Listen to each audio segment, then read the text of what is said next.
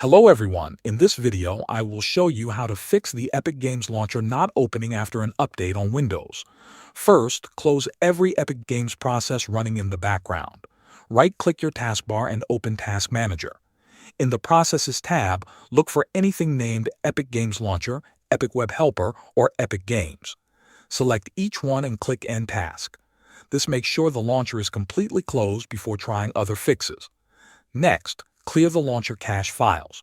Press the Windows key and R together to open the Run box. Type %local app data % and press Enter. Open the Epic Games Launcher folder, then open the saved folder. Delete the folder called Webcache. These cache files can become corrupted after updates and prevent the launcher from starting properly. After that, try launching Epic Games with administrator permissions. Find your Epic Games Launcher shortcut, right-click it, and choose Run as administrator. This gives the launcher full access to the files and services it needs.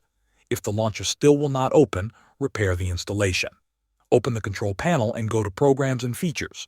Find Epic Games Launcher in the list, right-click it, and select Repair. Windows will scan the installation and fix missing or damaged files automatically. Once the repair finishes, restart your computer and try opening Epic Games Launcher again. Thanks for watching.